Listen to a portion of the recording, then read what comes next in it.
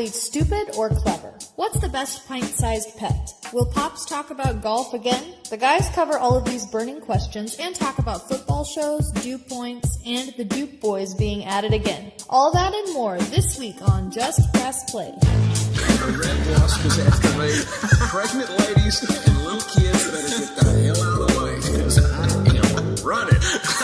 I'm like Forrest Gump, dude. I am running. So, who also got covered by Aretha Franklin in RSPECT. Find out what it means to me. I want you each to use ombudsman in a sentence next week. I got one for you.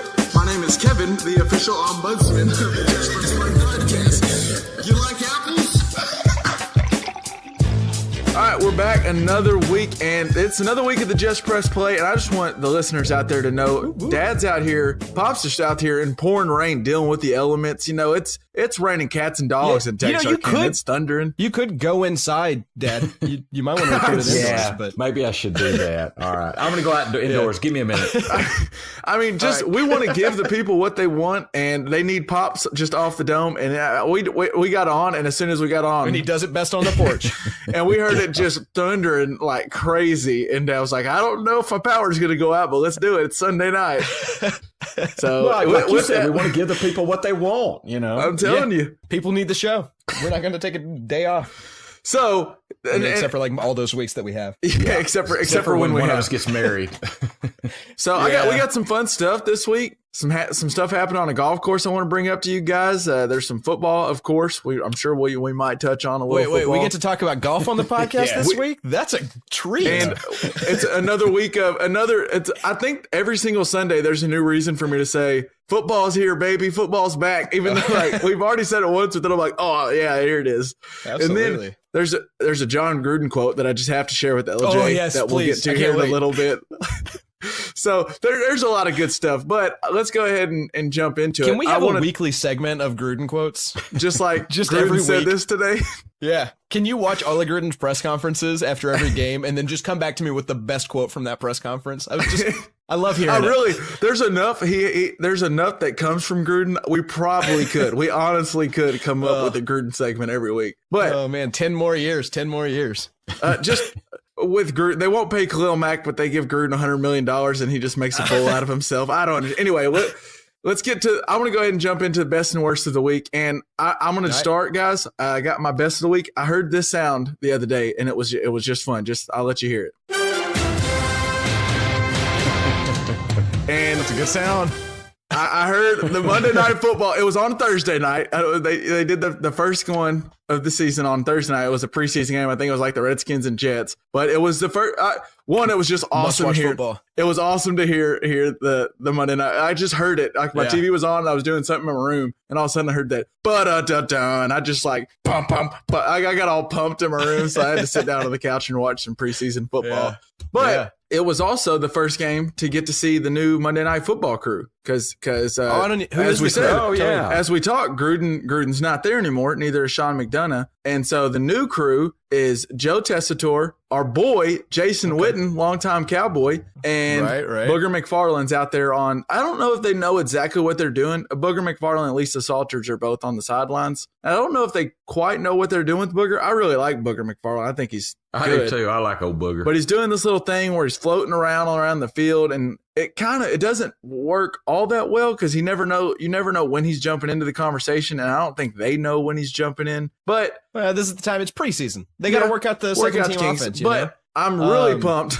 I'm really pumped. They're trying to raise him up to be the goose, the Saragusa. Well, I never thought the Goose worked out that well. It was always I like Goose, but it always was funny. It was just odd. He would just be there, and all of a sudden, like, oh, we're going down to Goose. You know? Yeah, for sure. I hear you. But I'm pumped because one, I really like. I want to see Jason Witten. I want to see how he does because a lot of people gave our boy flack, but Tony Romo, I think, was great moving up to the booth. Oh, hell of an announcer, yeah. And so I'm interested to see how Witten does. It was funny. Witten, within the first, I think, 5 minutes of being on TV, they were doing like a Sam Darnold thing. And he's like, you know who he really reminds me of? And he threw his boy Tony Romo. And he's like, he reminds me of a young Tony Romo. There's some real. Dad talked about he had some man love for Malcolm Gladwell. There's some man love between Jay Witt and Romo. I'm telling you. But and Jason Witten is one of the classiest guys that has ever played in the NFL.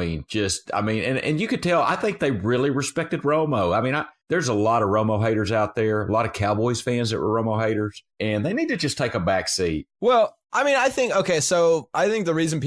of the biggest reasons people bash on Romo is a team that hasn't been to the Super Bowl in forever has two people in the booth right now. Like, it's just really easy to hate the Cowboys. It is crazy. Like, when was the last? Two guys retired within a year, and they're already in the booth on huge games. Like Romo's with Nance, and Witten's on Monday night. Probably still doing games, right? Yeah. I mean, like, you can't get away from a Cowboy. You just can't good. do it. I mean, but they're good at it, right? Well, the jury's still out on Witten. We don't know about Witten. Those are the only three former players that, like, they have to come from the Cowboys to be a good announcer. Like, there's good announcers on every team. But the Cowboys have so much recognition because they're always on. It's the same. I mean, the NFC East is easy to hate because you can't turn on a Sunday night game and it not be a team from the NFC East. It's just the worst. Yeah. I mean, it's I Philly, get why Washington, New York, Dallas. I bet the opening game of the season this year is probably Giants and Cowboys. I swear the past like 7 years, it's been Giants Cowboys opening Sunday night football. It seems like it's always that. Well, and the primetime Week 17 game is going to be whoever is in the mix for the NFC East playoff spot. It's just every year. Well, and that is interesting to me. And I will say another reason Romo got a lot of hate is just like it happens with everything, especially in sports, but I think just in general, when he got a lot of love to start out, and when there's that much love, there's always pushback where people just don't like him just because so many people. It's just like everyone, when the Warriors first got going, everyone loved the Warriors because they're fun to watch, but then people liked them so much, but now it's like it became not cool to like the Warriors, so you had to hate on the Warriors. Yeah. Right. So I think you get some of that. But I will say I think Romo is great, and I also think him and Witten are probably. I mean, I know Romo's a great announcer, and I could totally see Witten being a great announcer. So I'm not just trying to like blindly say that they're terrible. I think they're great, but I could see why people get tired of it. I know Witten seemed like he didn't know. When I watched a little while of the game, Witten seemed like he didn't really know when to jump in and when not to, and I think that'll come naturally. But I'm really pumped with who's with him. I don't know if y'all have watched much Joe Tessitore, but I love me some Joe Tessitore. Not much. No. And Joe Tessitore's one. I'm not a Texas fan, but Joe Tessitore is the one that gave us this right here. Schultz dancing for the win. Texas is back, folks. That was when Texas beat Notre Dame in the week 1, and Texas fans went crazy, and Tessitore said that, and they ended up going like 5-7. It was fun for an Arkansas fan to make fun of Texas fans going, is Texas back? But I was reading about, I was doing a little, the Ringer did like a profile on Tessitore. I've always liked him. The one thing that'll be tough watching some Monday Night Football, it was weird hearing his voice with pro football because you just think like a good college Saturday game. But it was really interesting to me to hear Joe Tessitore talk about play-by-play announcers. And he had this cool little theory I wanted to share with y'all. I thought it was neat. He said that you can get play-by-play announcers and divide them into 2 groups. And one group is like the classically trained violinist. This would be, as he said, Jim Nance, Al Michaels, and Joe Buck. They are precise and letter perfect, and they call a pretty much flawless game. I agree with those guys. Yeah, I agree with that. Okay. Then he said, you have what Tessitore calls the jazz riffers. And that's what he says he or Brent Musburger or Gus Johnson would be. He said the jazz riffer they want to get the down and the distance right, obviously, but then they want to push past all that smooth talking, blah, blah, blah, and just connect with you like they're watching a football game with you. And there's no telling what might come between it's 1st and 10. And it's just, I thought that was cool. And he said he wants to really connect with the audience on a primal level. And it's just like with that touchdown call right there for Texas. He didn't actually say swoops with the touchdown. He just said Texas is back. I get it. And there's a feeling to it. It's just cool. Yeah. I think people will really like him. So does that make John Madden the guy that learned smoke on the water and doesn't think he needs to learn anything else because he's pretty good at it. But so I got a little cool long-winded on mine just because Monday Night Football gets me a little pumped up. But what do y'all got? What you got for your best of the week, El? So Hannah and I have not had any time over the past like 2 weeks really. And last night we played computer games together and just like did nothing. So that was fun. And then, on a less personal shout out, I want to say that I love what's happening. Josh Gordon, decided he had a problem, went to go fix it, had the backing of his team. He just was welcomed back to practice, I think yesterday or something like that. Didn't lose his job because he was getting treatment and in fact was encouraged to go do so. I just think that's awesome. It has nothing to do with how, I'm probably going to pick him in like the first 3 rounds of my fantasy league. I really love the story of somebody, saying I'm at rock bottom, I need to fix it. And the people around him saying, yeah, whatever we can do. It's really funny awesome. That you bring that up because me and Dad, I think, talked about Josh Gordon this morning, and he just kind of asked, what's the deal with him not being on Hard Knocks? Like he's not at the team with training camp. And I thought, and I wasn't 100% sure, but it kind of seemed like to me, I think Schefter reported that he was clean. It's not like this was a setback and he had to go back to rehab. It just was him going, I was broken and I'm not 100% fixed yet. And I'm trying to still work on myself. And right now, being in front of a million HBO cameras all the time might not be the best thing for me. Well, and also, fighting for your job while you're recently recovered. I mean, it's just the NFL is a high stress place, and somebody's that's addicted is going to look for an excuse to pop back into it. And so, it's great that he had the strength to say, I need to take some time, and that the company he works for said, we're with you. I think that's great. I'm with you. That's great. I really hope for Josh Gordon I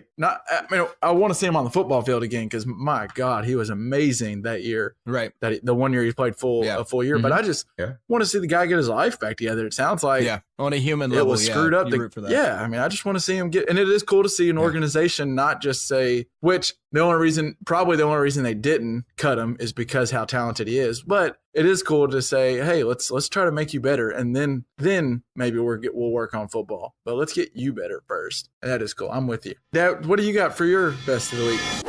It's golf again. Well, my best, gosh, I don't want to break my string, so night golf. I don't know if you've ever played night golf. Like a broken record, LJ. Whatever, Ding, dude. So week 8. You get these. We need to have a drop. I want to have a drop, and it's just every time every time Dad mentions golf, it just like ding, and it's just. Okay, are you done? All right, are you done? I'm sorry, Dad. I'm sorry, Pops. What were you saying? Let's let you get to your best. I mean, can I not talk about whatever I want to talk about? Yeah, this is your platform to talk about golf anytime you want. Yeah, but it's also our platform to give you crap. So you get these glow in the dark green balls, and it's just so cool to see them flying across the golf course in complete darkness. It's and of course there's a lot of adult beverages being consumed and music playing, and you're chilling out. It's a lot of fun. And so night golf, if you've never done it, you got wear glow sticks around your neck, and you have them on your golf cart. It's fun. Would you call them glow in the dark balls? If they're kind of light up balls, don't they light up? Isn't there a light inside of them? They're kind of like that stuff. You have to bust it. You have to hit them to activate them. So you kind of knock them on the ground, and that activates them. And it's like those glow in the dark sticks. You have to kind of crack a little bit, and then they glow. Yeah. So they're like that. I think they're more glowing. There's a chemical reaction, I think, that makes them do it. Okay. I think semantically anything that glows while it's dark. Well, I thought, glows in the dark. I thought that as I was mentioning, I was like, technically it is, even if it is a light, it's glowing in the dark. So. Like my lamp is a glow in the dark lamp. Okay, but I mean, I think technically, I don't think there is a bulb in the balls, though. I think it's a chemical reaction that's occurring, is what I believe it is. But so night golf, that's a big winner. You would suggest that to anybody. If you've never done it, it was cool. If you've never done it, try it. It's a cool experience. There's a place that I drive by that has night golf that I've.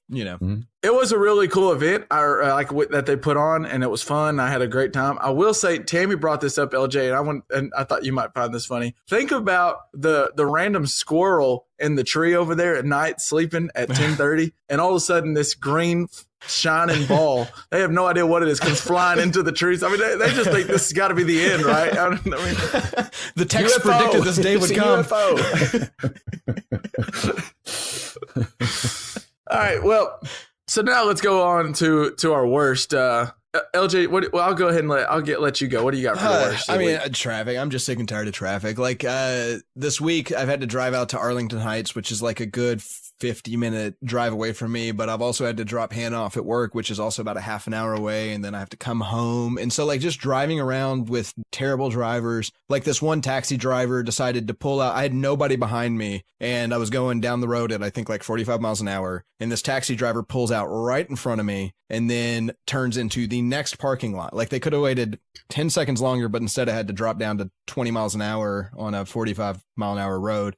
And it wasn't like I wasn't late or anything. It was just like, I don't know. I'm tired of driving. I hate doing it. I'd rather just take a train everywhere. Man, I was just driving back up to Fort Smith, and I was on, I got on some 2-lane highway at times, and I know we've had this whole conversation before, and so it's not worth bringing up fully, but God, it's so annoying when people are in the left lane, not passing, just sitting in the left lane. Golly, I don't know why that bothers me. I do though. I think I liked driving a lot more when I lived down there. Like I think I might be being jaded by it because I used to just like, it was a good excuse for me to listen to explosions in the sky or something like that. Mm-hmm. And now it just feels like this exercise in anger that I have to get throughout my day. And maybe that's just me getting older and not having as much fun with driving anymore. It's not as exciting. I don't know, maybe, but I was just thinking, we've talked about autonomous cars a couple of times on the podcast in previous episodes. If we were using autonomous cars, one, I guess you wouldn't have to worry about a driver sitting in the left lane because the car would know automatically to get over to the right. Communicate. Not passing, and you would also know if now's a good time to cross into the oncoming lane too.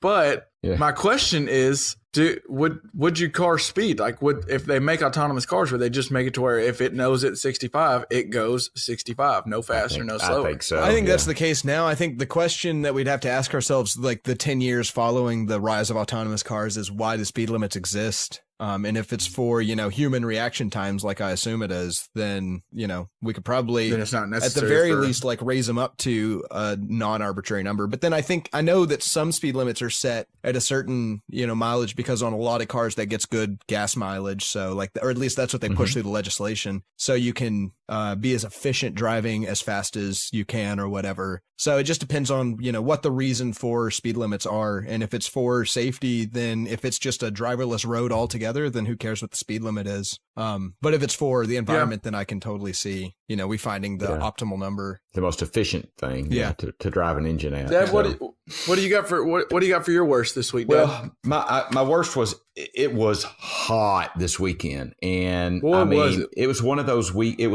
days that couldn't day golf. Well, yeah, but what you do. Here's how night golf goes: is you start playing about 5:30. You do 9 holes. You stop and have a burger and a beverage, and then you go play 9 holes after dark. So that's how we do it. But it was so hot and it was so humid, and it did make me do a little study I'm going to tell you about in a minute on relative humidity and dew point. But it was so hot and humid that I'm telling you, for like 12 hours, you're just sweaty. Yeah. Just sweaty, nasty, grimy, filthy. Yeah. It was probably 12:30 in the morning when I finally got to take a shower. But I don't care how tired you are after a day like that. You take a shower before you go to bed, or you get in the bed all grimy. Yeah. It's just nasty. Yeah. But what I found out was Dad's about to learn us. I'm fixing to do a little learn. I'm going to learn you boys. Let's do it.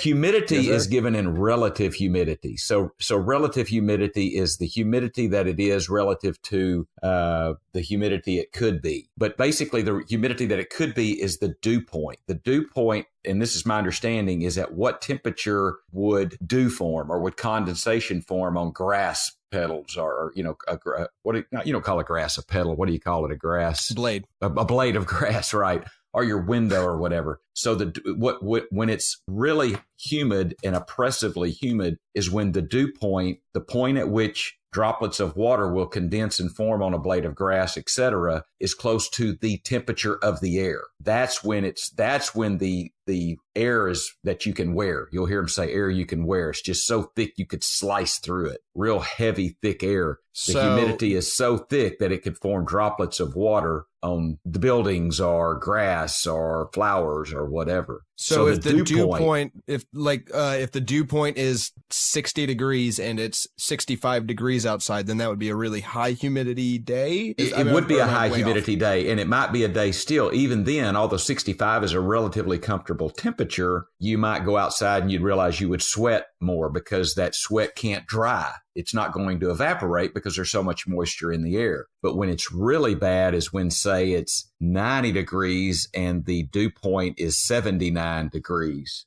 Actually, the difference in the temperature and the dew point is better. You want there to be more variance in the temperature that the ambient areas and the dew point. But so say it's 80 degrees and the dew point's 80 degrees. That's miserable. That's when it's really hot and oppressive, is when the dew point is closer to the temperature. So then that might be why Chicago feels like it's breaking me some summer days. Like maybe it's just something like that, because it does feel like the temperature, the humidity will be X. I don't even really keep up with humidity numbers because I just know that humidity sucks and that's enough information for me. But I'll look at the temperature and it'll be like, 90 degrees and I'll just feel miserable. But I think back to like living in Fort Smith, driving in a car with no air conditioner all day, delivering hot pizzas in the passenger seat. And it's 110 degrees outside and not feel like it was hot, but like it was bearable. Whereas like, sometimes here 95 degrees is enough to just like make me sit down for the rest of the day after being outside for an hour. So I wonder if maybe it has something to do with a closer dew point on those days, or maybe it's just I'm turning into a wuss. Well, possibly. I don't think you're turning into a wuss. I think from my very limited research into this, I would say that the dew point is close to the ambient air temperature on those days. But I'm going to do a little more research, and I'll put something I'll send to you guys so we put it in show notes about dew point and relative humidity, because I think it's interesting. I know. So does the dew point have to do with how much liquid is in the air? Like, how does that? The dew point, as I understand, the dew point is defined as the point where the moisture will fall out of the air. It's so if the temperature gets to this point, the water droplets they will condensate. So the moisture that is in the air will actually manifest itself on a physical piece of something. So what I've learned in the last 5 minutes is I want to get a book on like hydrophysics or something. Like that seems. I want to know how that works. I know to go with what LJ was saying about like the difference in the temperature might be the same, but it just felt hotter at times. I know when I went to Colorado or California one time, it was like they were all telling me, oh my goodness, it's going to be 107 degrees the weekend we're there. So it's going to be really hot. But it was just the 95 degrees that was in Texarkana was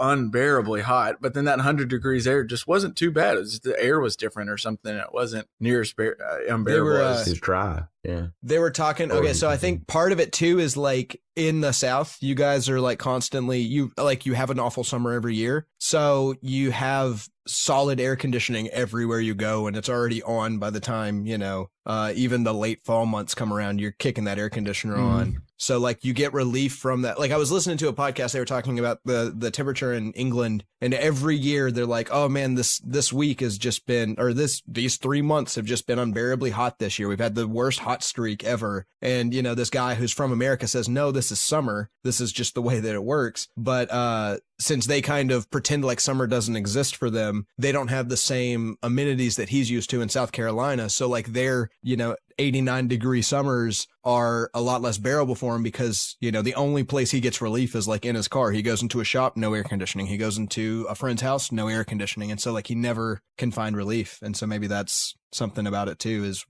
you guys are primed and ready to put that thermostat at 70 degrees or 71 degrees or whatever and just let it sit there all summer long. Well, and think about it a minute. Have you ever noticed what an air conditioner does? I mean, literally it pulls humidity out of the air. I mean, you look at your car, there's water dripping on your car. You always have to have a condensate line on your air conditioner. It's literally pulling humidity out of the air, which makes it feel cooler. So, Dad, to change subjects a little, but kind of, you were talking about golf and stuff, and I thought about almost was my... No, me? Yeah, no. Dad crazy. talking about golf this week? I was going to bring up, do you know who Andrew Johnston is? Andrew Beef Johnston, who's on the tour. He's a pro PGA player.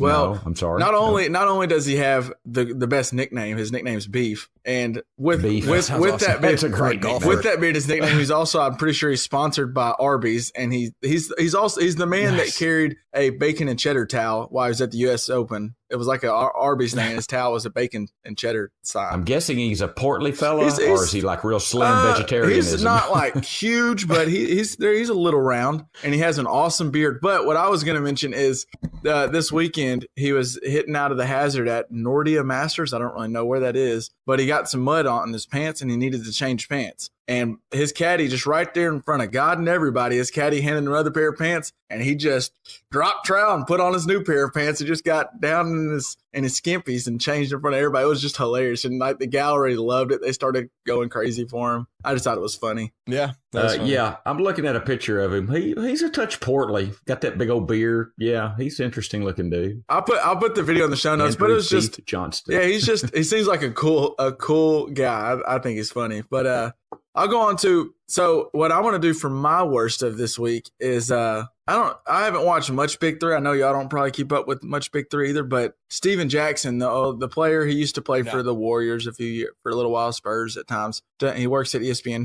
Right. He was at like a press conference, and someone apparently, so Kobe's been doing a lot of like this offseason, he's been working with Jason Tatum and other young players and then there's some videos that come out and players. Some people have speculated that, man, it doesn't seem like Kobe's completely like done with basketball. It seems like he kind of wants to be in it. Would there be any way Kobe would make a comeback? And Kobe has completely shut that down. But Ice Cube's been working to get Kobe to come to the Big Three because obviously that'd be a huge – I'd probably watch if Kobe Bryant's in there. But so some player or some media member at a press conference asked Steven Jackson, said, do you think Kobe Bryant at 39 could play in the Big Three with the physicality and the way things are played? And this was Steven Jackson's answer. I'll just let y'all hear it. This guy from Let's Get It Sports asked Steven Jackson, can Kobe Bryant play in the 3-on-3 and handle the physicality? That question was rhetorical. Okay? I can't spell rhetorical, but I know what it means. That question was rhetorical. Kobe can play in any league. Any league. Right now, Kobe, listen. So I thought that was after he got up and was about to just walk off, but he just had to make a response. He was like, Kobe, can Kobe Bryant? And then the guy tried to save face, but of course, they're all at least 39 or over, and you're going to say, can Kobe play in here when Kobe dropped 50 points in his last regular season game 2 years ago in the actual NBA, not the Big Three? Yeah. So that's crazy. That's what I put in my works. I thought, no shit, Kobe can play in the league. But all right, LJ, I wanted to get on to, well, I'll save the Jon Gruden thing for a second, but I wanted to get on to a little football talk, and I don't know if you've watched all of this season, LJ. We've mentioned some of it, but I know I'm a huge fan of the Hard Knocks that HBO does. I know Dad is a big fan of it. They're just HBO does a great job of it. I like the All or Nothing of the Cowboys. I like the Last Chance U. It's cool to see the inside of a locker room and kind of see. That's always super fun to me. But I was thinking about this the other day, and it was mainly I started thinking about it because on Last Chance U, I was watching that, and the first one and then this one both make me think, boy, this coach, while he's not terrible, seems like all I'm getting is that he's just can't keep a locker room together. These guys are just butting heads, and I don't even know how much football he really knows. He just is convincing these guys to come play. And then I watched the Browns one, and Hugh Jackson just for all it's worth, and I feel like everyone that I've talked to says the exact. If I say what's your thought about Hard Knocks, they go initial thought. Hugh Jackson, what the hell is he doing? I mean, I bet he's a really smart guy and a good offensive coordinator, but it just doesn't seem like he knows what the hell he's doing. And so my thing was, I want these shows to keep being made. I think they're great, but it seems like the only thing that can come from Hard Knocks is not a lot of good. It seems like more trouble comes with it than good. I don't know why you'd want to do it. What's y'all's thoughts on that? I mean, I think part of what happens is the restrictions of who can actually be on Hard Knocks kind of limits it to not very good teams. So the chances of you having, Bill Belichick on Hard Knocks is just not going to happen. Never. He would never. He would never do it. But also, I don't think HBO would allow it, or the NFL wouldn't allow HBO to do it, I think, is the way that it works. Because there's a very strict set of, they have to have not won their division, I think. There's a strict set of rules of how they pick the teams, because you can tell, at the end of the season, who's likely to be asked to be on Hard Knocks next year out of, a list of 7 teams or something like that. But also, it's reality TV, so the editor is going to find a way to make it the most interesting talking points possible. And so them finding a way for you to say whether or not it's true, for you to talk about him, Hugh Jackson, and saying how he doesn't seem like the smartest guy, is now going to make me want to see it, to see what you're talking about. So it's, that's just what they're shooting for, whether just cut out all the smart things he says or whatever. Well, and I think to piggyback on that, LJ, Tammy is kind of into it. It's brought Tammy interested in the NFL. Now she's not going to be, she'll be interested in the first couple of weeks and then she'll be like tired of it. But, but still, it's got her interested, and she's the one brought, she goes, man, he doesn't seem like much of a leader to me. So it's brought that audience. And I would also suggest that Rex Ryan, it made Rex Ryan a personality. He became a personality. Name. He made him a personality. It's probably still related to the job he's got at ESPN because he was such a personality. It was apparent. And I love that was the best Hard Knock season ever, Rex Ryan and the New York Jets. I get, so on the Last Chance U stuff, I get what that does for like a little junior college like that. I bet their turnout for their games this year at that independent, the new one at the independent school, I bet they're going to, the stands, if they weren't already pretty packed, they're going to be packed because now you followed these kids around. You've seen these kids for a year, you know the coach. But watching that, I just go, this coach, like at one point the coach says he doesn't watch film and it looks like he's just running. Excuse my language, the only way I can think of it. It looks like a shit show. He has this talent, but it just looks like he doesn't care what they do as long as they can run fast. And it just, I don't know. To me, it seems like more bad comes from good. And I've heard players talk about it. I heard Jared Goff talk about, I think he was on a podcast I was listening to. I can't remember what it was, but it might have been on Pardon My Take. But he came on and they asked him about Hard Knocks. And he was like, man, that sucks. Having those cameras everywhere all the time. Like it is so nice not having, like he was like, I love watching it. Like it's cool this year, but I feel bad for Baker Mayfield and the Browns. Like it's annoying having those cameras everywhere. In football, like you hear Bill Belichick and all of the coaches, all the talks like keep out the distractions.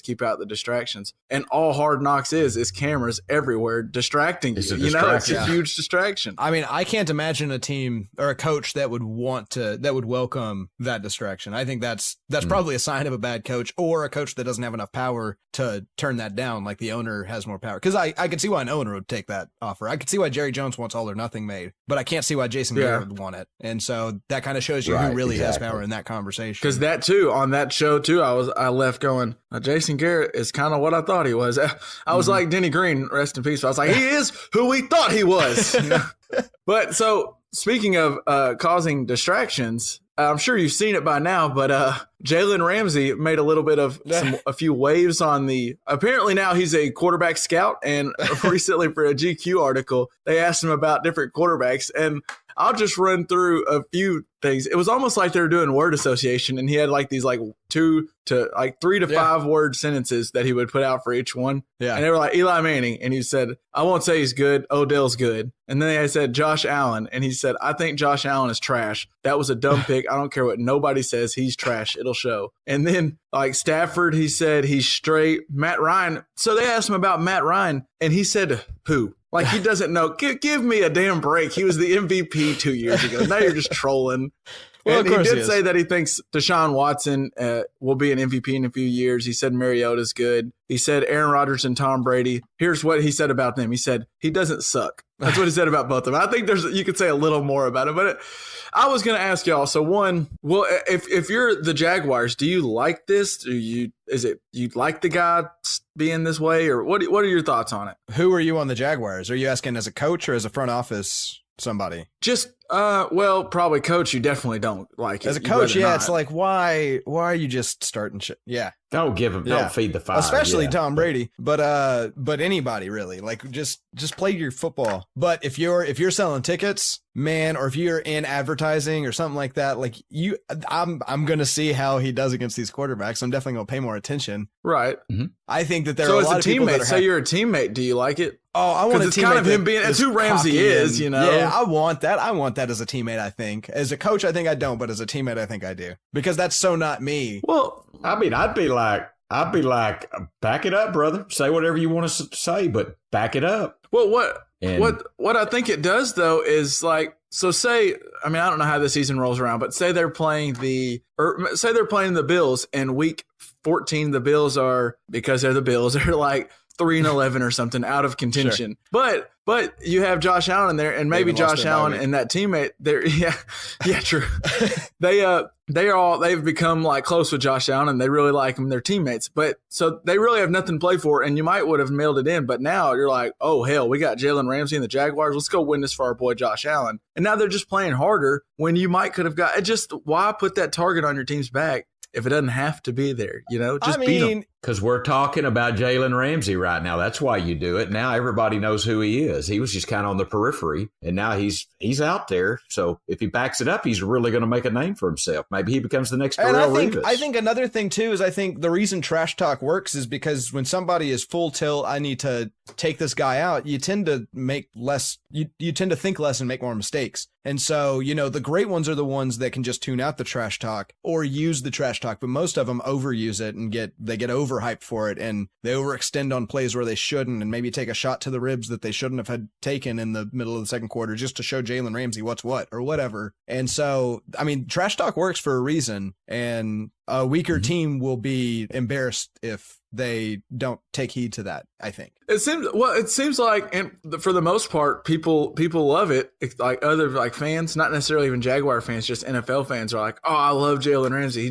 He actually speaks how he feels and doesn't give us the BS answers and stuff," which I get. But didn't Richard Sherman do the same thing and we hated it? I was just thinking that. Well, I didn't. I think it depends on who has the. I think fans love it. I think analysts hate it. And I think back when Richard Sherman was doing his thing, the more vocal presence in a fan's life was ESPN. And now I think a more vocal presence in a fan's life is, internet forums or journalists on the internet. And so people that are more just fans of the game and don't mind, I think an analyst wants the game to look pristine.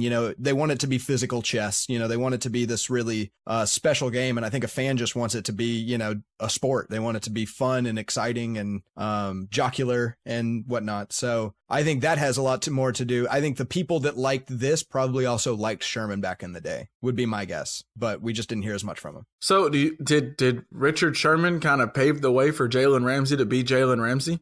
I think Deion Sanders paved the way for him. This is true. Cocky corners is a tradition that goes back as long as cocky wide receivers. They kind of have to balance each other out. Yeah, I guess my first thought was, I remember when Chad, it was before he was the artist formerly known as Chad Johnson, was he had the list of the corners that he was going to burn, and he put D'Angelo Hall, and then after the game, if he had good stats, he would show the reporters his list and mark off D'Angelo's Hall name. So it was cool stuff, and Deion Sanders kind of had that, the receivers he's going to shut down, and it is cool. I don't know why do you have to make them? They already want to beat you bad enough. Why do you have to give them more of a reason to want to beat your ass? Sometimes an angry player is a stupid player, And sometimes maybe Jalen Ramsey thrives off that. He needs to have a reason to go to work, because now he's going to go every time he's playing. If he plays the Bills, he has to shut them down because he can't look dumb, and maybe he needs that. It's almost like an extra motivation to himself to go, you're going to look like an idiot if you get burned here, because you're the one that was talking all that shit. Well, so I also think though, who was the guy?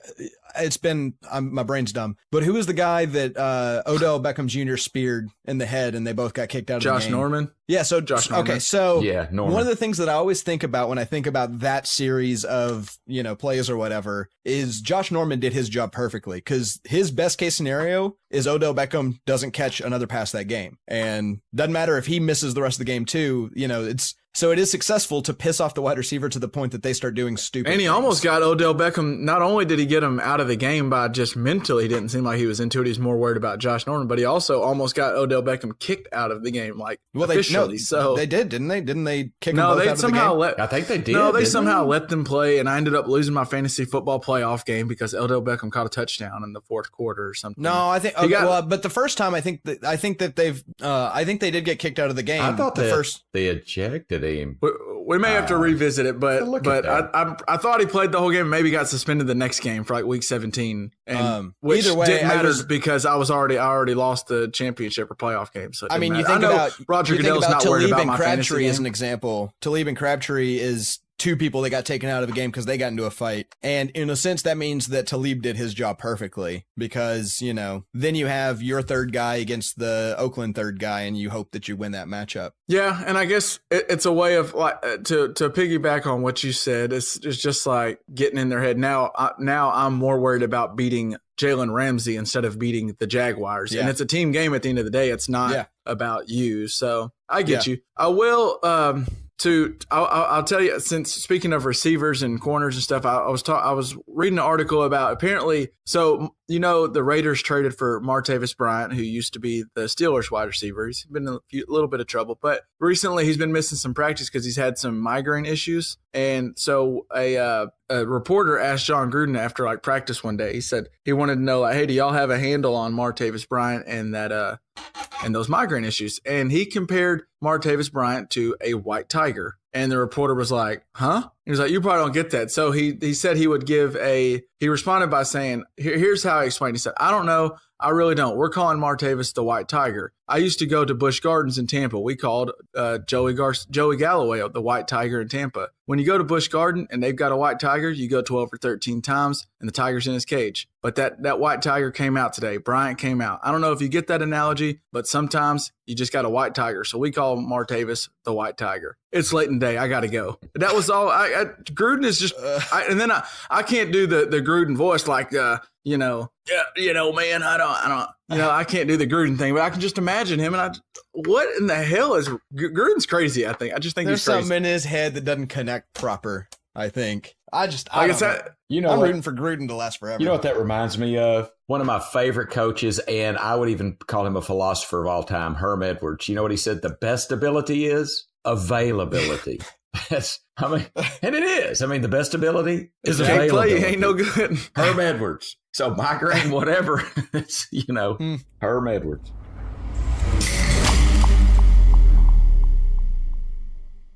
So I wanted to ask you guys, and I prefaced this to you a few weeks ago, and I kind of want to see where you're at. So you can have a pet, and it can be of any animal, but it's going to be in puppy size and remain in puppy size. But it's going to have a normal life. Like it'll be like your whatever for 10, 13, I don't know, however long this animal lives. But what would you choose? I think I know my answer, but what would you choose? Pops, I'll start with you. I want to ask a question for clarification. And hell, it could be a puppy. If you just want a puppy, it could be a puppy, whatever you and maybe that would be the answer. But I'm saying, is it not going to be potty trained forever? Is it going to have the same kind of crapping inside like a you're going to have to teach. I haven't really thought about that. Yeah, that's a fair question, but you'll probably teach it just like you do like with your dog or something. You have to teach it to kind of. So it's going to physically look like a puppy state, if you will, or maybe still have the sparkle. Like this is an idyllic magic version, right? So it's still got the puppy sparkle in their eye, but like the maturity and intelligence of an adult animal. I think is kind of the ideals of like what we're thinking, right? Kev? Yeah, I think so.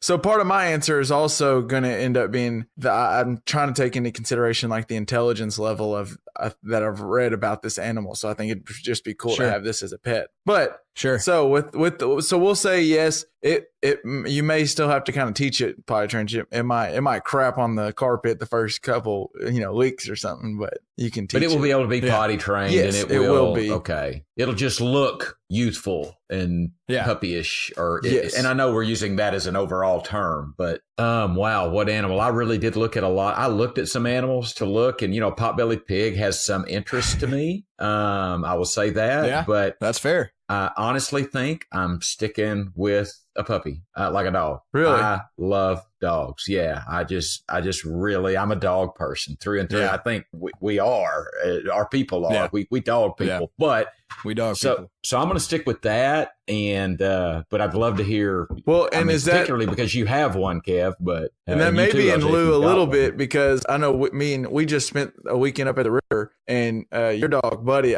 it's nice to be able to you can let Buddy out and hang out with us on the back porch. And I know you weren't always this way. I think he's kind of gotten better about it, but now he just hangs out with you. You're coming off a good weekend where Buddy's just been a good river dog and hanging out with y'all and still being able to be free and not having to completely tend to him. I mean, just as an example of that real quick is, so LJ, you don't know this. So we went on the golf course about probably midnight it's probably a little earlier than that, maybe 11, just to look at the stars. Cause there's you can find a dark area on the golf course at Little River, which I know y'all have heard us talk about. This is kind of a redneck Riviera, not a super nice, but nice enough. And so, but Buddy just stayed right there with us. I mean, he's kind of dark I mean, he's a dark complected dog, if you will. He's kind of darkish, and so easily not seen at night. And but he stayed right with us, and he was just a great dog this week. Pretty good dog. So anyway, I'm going to stick with the dog. LJ, what do you got? All right, so I'm not sure. I if we're talking about like actual like small puppy sized, even though this creature might be bigger, I think I'd go with like a hippo, just because I think that'd be fun to have like just like the smallest little hippo that's ever existed. Okay. And it would outswim Michael Phelps, by the way. Wait a minute. I think we talked about that, but I don't know if we talked about this is a throwback to an old episode, and leave this in the episode. But just as clarification on that, it turns out hippos don't actually swim faster than people, but they walk underwater much faster than people can swim. So swimming's the wrong word. But anyway, I think having a little hippo might be kind of dope, but also, I mean, it's hard to not want a puppy. Like, puppies are just legit. I haven't even had a puppy in a long time. I always end up with. But that's because you haven't had a pet hippo. A pet hippo or a little puppy hippo might be just the cutest damn thing ever. Well, one thing I can tell you is I have had, so like one exotic pet that always looks fun is a hedgehog, and that little thing, it doesn't even matter. Like, it's behind me right now. It has not acknowledged my existence since I've been in here. It's happier when I'm out of here. It just eats and poops in its little room and like tries to hide from me when we take it out. So it's not like a dog's a good pet because they get us and they love us and they know us and they understand us. And a hippo probably would not have all of the compatibility that a dog does. So, having I think like a Saint Bernard puppy or something, like a generally big dog puppy is kind of the target I'd go for. I don't know. Now you made me think, what about like an elephant, like a baby elephant? I mean, elephants are cool. There it is. That's mine. Okay. Yeah. Well, go ahead. Do you know more? Because they're smart. Right? Elephants are really bright, aren't they? And elephants are smart. Yeah. They're like super smart. Apparently, elephants are kind of, I think they have like the same caring like that humans do. And I don't know, they have like a compassionate side to them. And I just think a huge hippo down into puppy size would be just the cutest thing ever. And then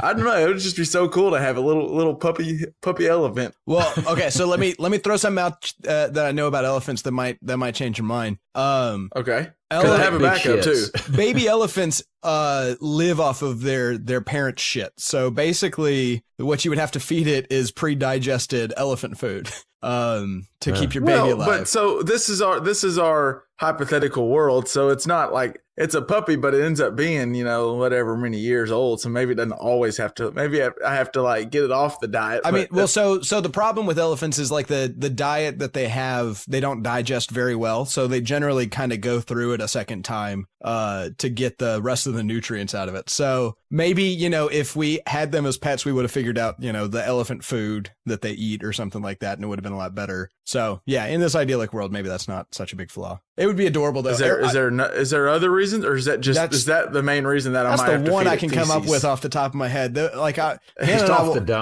and I will just watch baby elephant gifs all the time because, they're just hard not to love. They're just adorable. They're kind of dumb, but like obviously smart. They're just fun to watch. But like they have like they have like apparently really long memories, so they can like keep up with like they know you're human and stuff. Yeah. They know you and they'll get to know you. And then they definitely, studies have been talked about how they show signs of empathy, and apparently they even like, I was reading something about how apparently elephants like mourn their dead like humans do. Like, they don't just forget about, they're sad for a few weeks. Like they really mourn their dead for a long time because there's just something in their brain. They just have really sophisticated brains. So I think it could make for a cool pet. But my 1B would be a little puppy sized giraffe. I think that would be awesome too. That would be cute. I don't know how good of a pet it would be. They were going to be, I thought you'd still, if you got an elephant, he'd be the puppy size of an elephant, not like a puppy, but like a baby elephant size. No, I'm saying like the size of Max or the size of Buddy, like a little bitty dog, but it's an elephant size. Or it's an elephant in the size of Buddy. Okay. Does that change your answer, Dad? Maybe I misunderstood. Like my elephant's laying on the couch with me while I'm watching Monday Night Football or something. Well, Buddy's just chilling back here listening. That's why I love little Buddy. Yeah, but what about like a little tiny lion with a little tiny mane? Like. Well, that'd be cool too. Like a little bitty Simba. Yeah. But like a little bitty full grown Simba, like just a miniature Simba. Speaking of, you brought up hippos, and I saw this video, and I can post it in the show notes for later if someone wants to see. But so this guy, and he could easily have been my worst for this week, but this guy apparently in California went in and he was at a zoo, which zoos are just cool. I know you enjoy the zoo, LJ. We've been when we went to Chicago, and but this guy was at the zoo and he was checking out the hippos, and it caught on camera. He jumped over the thing, slapped the hippo on the ass, and ran off. And why go to the zoo and enjoy the animals? Don't bother them and like screw with them. So that pissed me off, just that. But also, that is hella stupid. Like hippos are dangerous animals, and they're very territorial. And apparently they kill in Africa, a hippo kills more humans than like lions, snakes, and alligators. They're very deadly animals. We watch Jaws and freak out. Like the scarier movie that would be more accurate to real life would be, whatever the Jaws version of hippos is. I guess still Jaws, but those are horrifying creatures. They're like, what, 600 pounds or something? Yeah, they seem like kind of bigger than that. They're kind of cute and fat. They're almost so fat they're cute, but really they're monstrous and fast. I mean, I think they can run like 30 miles an hour or something ridiculous, like run faster than wind blows. And so that charging at you at that size, oh God, I would never slap that thing. I would never try to startle it in any way whatsoever. A male hippo can be from 3,300 to 4,000 pounds. Jesus! Oh, by the way, well, when they're born, when a hippo's born, it's 100 pounds or 95 or something. Yeah. Okay, so imagine that, a 4,000-pound beast running at you at 19 miles an hour. 19 miles an hour. Let's see. He wouldn't have to run at me long at that speed. He would have me. I'd be done. What is it? I don't have to outrun the hippo. I just got to outrun you.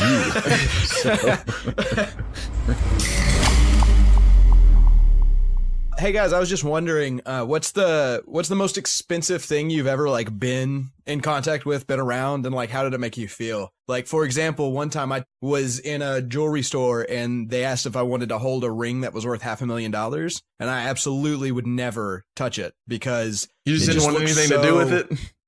It looked like so dainty that I feel like if it like set in my hand, it would melt and then I'd have to buy it or something. Like, it was just like, I don't understand why someone would spend that kind of money on something that frail looking. Like, it just blew me away and by the way, it looked gorgeous. Like, it did look like it should be worth a lot of money. But I still I can't imagine owning something that small worth that much money. So what do you guys have? So I'll give it to you in just a second, Dad, because I'm still kind of trying to think if there's one thing that I remember, but when LJ asked that, when you asked that, it makes me think of, I remember the last time we went up to Chicago, we all went, I think me, Dad, Tammy, and Christy, someone needed a coat or something. We just need to go to the store to get some kind of clothes. And we went down to the Loop and went to Nordstrom. I've never been into a Nordstrom. I know it's expensive stuff, but I've never, it's not anything, it's not where I shop frequently. And so we go in there and I understood real quick why it is a place that I don't shop, because everything in there was so damn expensive. Like, I was just looking at shoes because I'm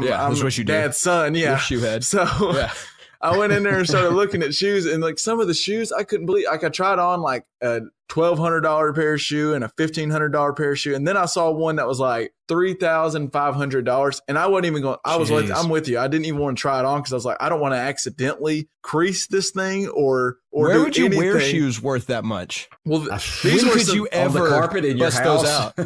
Oh, even then I'd be afraid that the carpet would. Yeah, they were like felt red shoes that you would wear with like a red suit or something. And then the ones that I didn't try on were like, I don't know if they were diamond. They weren't diamonds, I suppose, but they were just like, they shine. They were shiny and had, I don't know what, I wasn't even going to try them on though, because I'm with you. I thought I'm going to do something stupid and step wrong. I mean, I think the only way you can have an item like that is if you're so wealthy that you can afford to ruin it, right? Like, I would never buy something in that realm. I have a hard time buying, $60 shoes because, I don't want to mess them up prematurely. Dad, what do you got? Well, I do. I guess I have a story. Yeah. So I was in New York City. Tammy and I went with Big Head Doug and his wife, Tracy. We were there. Shout out Big Head Doug. It got really cold. Every week now. Every week. Oh, Big He's Head basically a guest on the show. Basically. And he's a good listener too. So, but we're there and it turned really cold. It started snowing. So I wanted to get one of those kind of overall jackets, you know, like you know what I'm talking about. A big, you mean like a trench coat sort of thing? Gotcha. Like a peacoat sort of? Yeah, but look, a peacoat, I think they call them, but it looks really nice. And so I went into a couple of stores, and I went into, and I'm going to read you the designer's name, I think, Armangildo Zegna, Zegna, Zegna. Okay. Armangildo Zegna, maybe, or whatever. Yeah, I'll put it in the show notes. But I went in there and tried one on, and it fit really good. It was beautiful. Did you know the price when you tried it on? Did you know what it was? I knew he was a big time. No, I knew because I had one shirt of his that I'd looked up, and his shirts were like $400 or $500. I got it from a friend or whatever, you know, and it is still in my closet. It's my Las Vegas once a year shirt, you know. But I went in there, tried this on. This jacket was amazing. It was great. And I asked the guy how much it was. And he goes, that'll be $8,500. I just, oh, you know, I wanted to be cool. Like, well, yeah, okay. All right. But I said, well, I think I'm going to keep looking. You know? But, I mean, if it made you feel, you know, beautiful, then it's worth some money. That jacket's doing its work. Wait, I don't know. It's funny you bring that up like you wanted to act cool. So when we went into that Nordstrom, like they're real good about, and we took a class about PR and stuff one time, and I knew Nordstrom's really good about, their people that work there are good about talking with you, customer service, helping you find what you want. And so that they will typically like seek you out if you're looking for something and try to sell you something. And I'm in there and I thought, I want to act cool and I want to see if they'll come and talk to me. They knew when we stepped foot in that damn place, they knew I wasn't a buyer. That no one once came and asked me a question because they knew, oh, Kevin and my whatever, I was in like a t-shirt and some busted Nikes. They knew I wasn't about to spend $8,500 on a pair of shoes. Well, Kevin, if you remember, I did buy a little jacket there, like because it was cold. I bought a little jacket, but the man immediately when I asked him, he took me to the outlet rack or whatever, you know, the 50%. They could just tell. They could tell that we weren't the ball. We weren't walking in there like some ballers. They just knew. We got to make some money off of this podcast so we can go Pretty Women Nordstrom. Yeah, no doubt. So I was looking at these watches and I was just amazed at how expensive a watch can be. I was kind of like you with that ring. I was just like, a watch you can drop 6 figures on a watch, and it just was blowing my mind. Yeah. And I asked to try one on, and the guy was just like, he knew, because I wasn't going to buy one. I wasn't acting like I was going to buy one, but I was like, hey, can I try that on? I was like, in the nicest way possible. The guy was just like, no, you can't. If you're going to try it on, you can't afford it. He was just like, if you can't buy it and it be the wrong size and you get it fixed, then you're not buying it. And I was just like, oh, okay, that's understandable. I don't know for sure if I want to try it on, because I'm like, LJ, I'm going to drop it or something. But he just like, the nicest way. He wasn't like a dick at all. He's just like, no, you cannot try it on. I'm sorry. Well, and I guess part of the thing is I'm so clumsy that like I couldn't imagine a 6-figure anything lasting for more than like a month if I use it on a daily basis. Like that watch is going to have scratches in the glass almost immediately. And that watch will have, you know, like it's just going to get torn up. And so like, I just would not be able to wear it. Even if I think if I was like infinitely wealthy, it just wouldn't feel like a valid idea to me. So, but you know, okay, this makes me think of if you had a lot of money, what would you buy, you know, or something? Yeah. I think a yacht would be really cool where you could just sail around to like the islands. A yacht's a lot of money, right? Like that's more than a mansion. A yacht. I think you can spend $1 million to $5 million on a yacht. I mean, you got more money than you know what to do with if you got a yacht. But it's way too early. But I watched recently Duke's doing this tour, and I know before Dad can even roll his eyes at me, I know I'm a Duke homer. Yeah, Homer. I know I'm a Duke homer, and it seems like every year, especially here recently, because Coach K's gone all in on the one and dones. But it seems like every year it's like, oh, but these guys they have this year, but these guys they have this year. But I'm saying I watched they're doing their little tour through Canada, and they played I think the school in Toronto and then another school. Can't remember what it was, but there's these smaller teams. It's basically like preseason. They're killing these teams. But I've watched some highlights of RJ Barrett and Zion Williams, who are both like I think number 1 and number 3 in ESPN recruits and their ESPN 300 for out of high school, and they're both on Duke. And Duke also has like the number 4 and number 6 and number 8 guy on the roster. It's insane. They're crazy loaded this year. But I just I've seen the video highlights and they're really good, but RJ Barrett, one, looks like he is. I mean, he's really, really good. The full package. I see why he's the number one recruit. But then that Zion Williamson, that kid, Zion Williamson, he is so athletic. I mean, he is okay. So the guy's 6'7". That we don't know for sure. He's somewhere between 270 and 300 pounds, and he also he's in that hippo range. I mean, he is. Yes, and he jumps out of the gym. Like there's one video. If you saw the highlights of the first game, there's one clip where he blocks someone and he gets a penalty he gets a goaltending call. But just how high that guy was. I mean, he hit it at the top of the backboard. It was insane. And then there's like another video. So I saw that full court, or not full court dunk. That's Michael Jordan in Space Jam. I saw that free throw dunk that he did. Yes, that's what I was going to bring up. So one of he's just so huge that it just looked like he took a bigger step than normal to get the ball into me. Like it just did not look like he flew. Like Jordan made that dunk happen years ago, and it looked like he was just in the air for like 35 seconds. And Zion Williams, on the other hand, just like he just took a big step. He was like trying to get over a puddle or something. Like that's what I look like trying to get over a puddle. It seems so easy. He just jumped from the free throw line. 8 times my size. Yeah. It's ridiculous. Like it didn't look like he even got very high. It's just a matter of he's so long he could almost fall and hit the rim from the free throw. It's ridiculous. I mean, the only thing I could see in his game was his shot from the outside is not a beautiful thing at this point, but I saw him hit several of them. I mean, the guy can hit a three. I wouldn't say it kind of had that Magic Johnson little kind of shot. Well, he shoots like a fat kid. He shoots like I used to shoot back in fourth grade, where he gets like two inches off the ground and it's real slow. He better be wide open because it's not a quick release at all. But he's quick underneath. He's got some moves. He can cut. He can jump. I mean, he will be a force in the NCAA this year. And I watched him in the second game, and him and RJ Barrett are just running the court. They're doing like alley. It looks kind of like LeBron and D Wade looked when they first got to Miami, except for it doesn't look like they're playing against other elite talent. It looks like they're on one level, and then everyone else is playing on this other tier.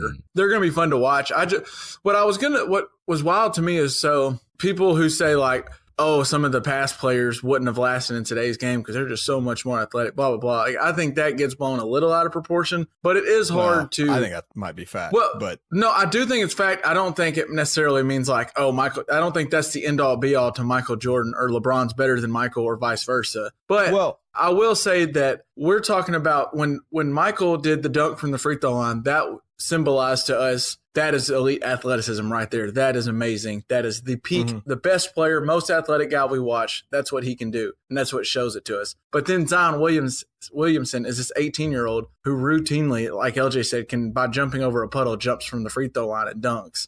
And it just clearly, and you see LeBron and you see some of these other guys, clearly we are evolving, and we are, as humans, these people are more athletic now than ever. And if it's not obvious, and I don't know what you're watching. I think to what you're saying, I think that if you drop Jordan as he was back in the 90s into today's game, he's a better than average player, but I don't think he's the all-time greatness like he currently is. But if you let Jordan grow up and be in high school at the same time as LeBron, then we're talking about a totally different situation. I think like he would have found a way to be Michael Jordan. Yeah, I mean, I think our ability to grow muscle and strength is so much better that like if you drop a player from the 80s into a player today or into the game today in any sport, then they're not nearly where they were in their era. We're just smarter now, like recovery wise, protein, like how to we're just right. But so that's the difference. That, and I won't get too much into. I won't tell this too much to Dad because I know he'll get all riled up. I don't want to get him hot and bothered. But that's why 5 Michael Jordans would not beat 5 LeBron James because he's just better. But I would be an interesting matchup. I would probably tend to side with you, but I don't know. Michael Jordan would find a way. I think maybe he would only play 18 holes of golf that day. But it's August. It's football season. We don't get to blame that. We don't have to kill LJ with an MJ LeBron debate in August. He's trying to get away from basketball at least for a month. Can we talk about LeBron's next contract, not his current one, but his next one? That's what I want to talk about. Well, I really want to know what's going to happen in the 2022 free agency when LeBron. He might be running for president by then because we'll have changed it to 2-year terms so we get as many celebrities in and out. All right. Once his 1-1 with the player options over with. Anyway, so let's go ahead. Let's wrap it. It's been a fun episode, by the way. We mentioned a few topics from previous episodes. You can always find, if you don't already subscribe to us, and I don't know what you're doing. If you've made it to this point in the podcast and you don't subscribe to us on iTunes, then you're screwing up. Yeah, I mean, you listen for whatever the last hour and 10. I don't even know how long. Yeah, you might as well just subscribe. But we mentioned some previous, we mentioned some previous topics, and if you want to suffer through those as well, you can find all our episodes. And if you want to go to our site, we post like what they're all about, and we have our show notes where you can. I actually the other day just got lost. I was just skimming through some old episodes and just looking at our show notes, because that reminded me of what we talked about. Yeah, show notes are cool. Yeah. So we try at times, some weeks better than others, but we try to put some effort to make the show notes good and the episodes good. So if you like, go check out our site at justpressplaypod.com, and then we're always on Facebook at Just Press Play Podcast, and then on Twitter at JPP Podcast. So let's go ahead, like we always do, wrap it up for another week. Let's wrap it up like we always do with a little what we're listening to. So, Dad, we're gonna go eldest to youngest. We're gonna start with you. What have you been listening to, Pops? Well, I've been listening to a lot of things, but one that really stuck out to me was the Derek Trucks Band. Blind, Crippled, and Crazy. All right. I listened to that today, and I just on the golf course the other night. It's golf again. Not golf. You listen to music. You have beverages. You play golf. Oh, the golf drop. It's we like need a the golf drop. middle-aged- Dad said golf. It's like a rave for middle-aged people, right? That's what night golf is. Yeah. Yes. Okay. But yeah, Derek Trucks, good choice. Derek Trucks Band. I've never heard of them. So Derek Trucks Band. Well, it'll be on the website. Yeah, check it out. LJ, what have you been listening to? Well, I actually didn't have an answer for this until like a few hours ago. And I was just listening to Discover Weekly, and I heard the song called Cells Planets. It's actually a song by somebody named Erica Lloyd, but it's this group Chanticleer did a cover of it. And I don't want to give too much expectation, but for me, it was such a strong song. I couldn't even hear what they were saying. I couldn't understand the lyrics, but it hit me just emotionally, like the arrangement, the chord structure, the talent level. It just it struck me deep. So I would say check that out, but have 6 minutes where you can actually really focus on it. I think it's a really special song. For me, it kind of, the Third Eye Blind lyric, the 4 right chords can make me cry. That's kind of how that song feels to me. It's just one of those, it's just done.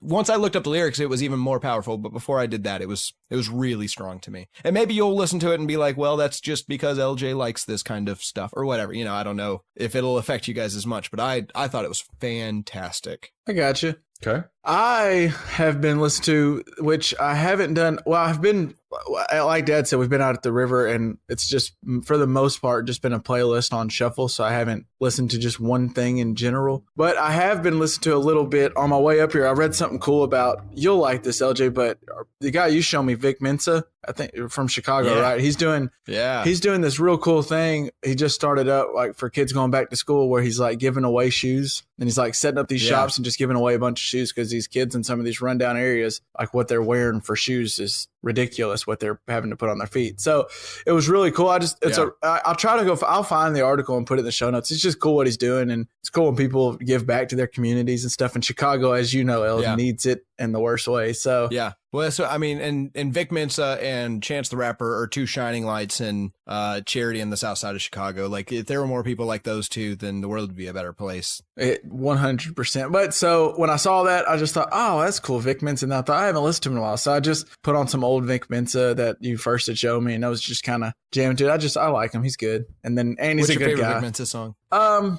My favorite song, I'd probably say the one where he explains. There's a lot going on. Yeah, there's a lot going on. I like that one. Or Liquor Locker. That is a good song. Liquor Locker's fun. Those are probably my two. And those are two opposite songs. Yeah. I think I love those songs too. And one of them is just kind of frivolous and fun. And one of them is just he cuts his wrists open and says, just whatever. Just take a look at me. Yeah, if I had to pick two, I think those are the two I'd pick. But yeah, that's hard. But then it's cool. That album is probably if you ask what I've been listening to, that there's a lot going on. That 7-song little EP album, whatever you call it. That was what I liked. So very good. Yeah. But so shout out to Vic Mensa, and like you said, Chance. Shout out to all the people out there, musicians, athletes, whatever. Anyone who's businessmen, anyone that's worked out well for them and they're giving back. It's just cool. It's a cool deal.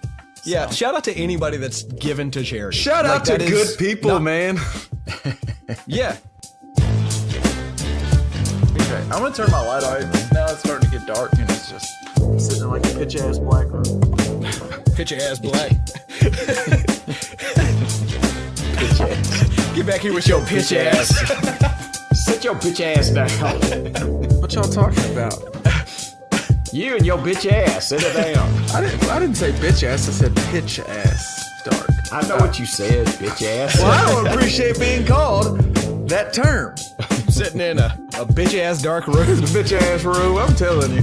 All right. I saw a thing, and it was like an ex-KCD comic, and it said what he likes to do is switch the hyphen in blank ass blank phrases. So like if you have like a big ass house, it actually becomes a big ass house. And so now every time I hear somebody use a phrase like that, I think of, okay, so what would that actually be? Okay, cool. Moving on. Shit your bitch ass down. That one didn't work as good.